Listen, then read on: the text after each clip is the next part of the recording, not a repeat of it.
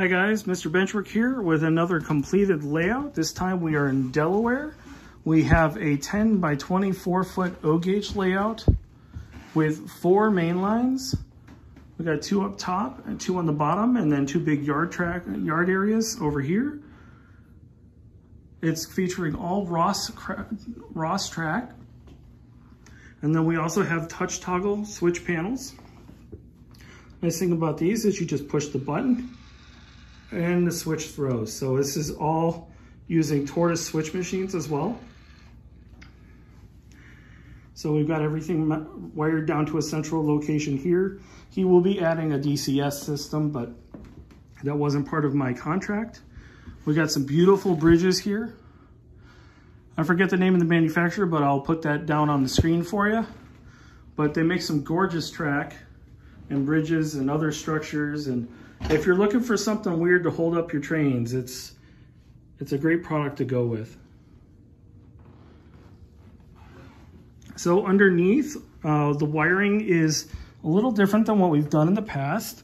This time we're actually using, it's a modern equivalent to Wago connectors. These are called Greek bars. And the beauty of these is once you have them connected, if you have an issue, you can just flip the tab, pull the wire out, change it, put it back together. There is no issues with voltage drop or conductivity issues. It works really, really well actually. And then we have our uncouplers and stuff here.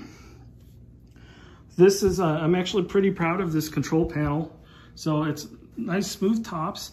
And I actually did make 2 different versions. So I've got the touch toggle panels here, and then actually down in the box here, I've got the old-fashioned toggle panels that fit in the same compartment. This is just an 8.5 by 11 picture frame.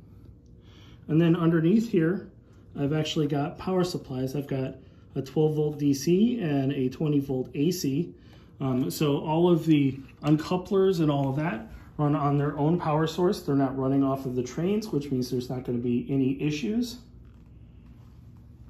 We have 3 double crossovers on this layout.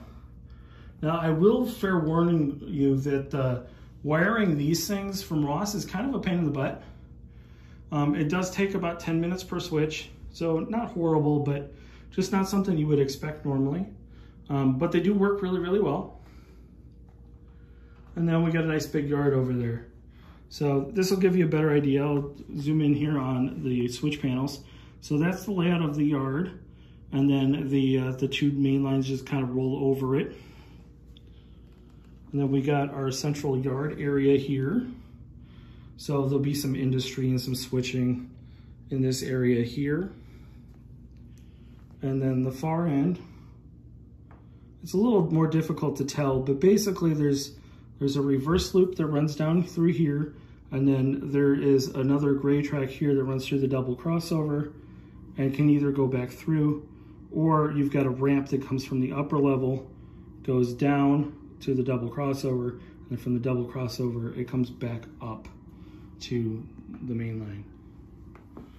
So my understanding is this over here is going to become a tunnel entrance, and there'll be a mountain in the background there. So most of this will be mountain scene, my guess. So there is a big pop out there. It's 3 feet by 3 feet. And then the other side of the layout has another big pop out as well.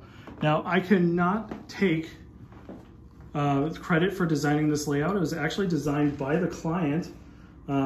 We went ahead and took his paper drawing, which was remarkably accurate, and redrew it. And then we made a couple modifications based on both of our experience and our desires to make the best layout.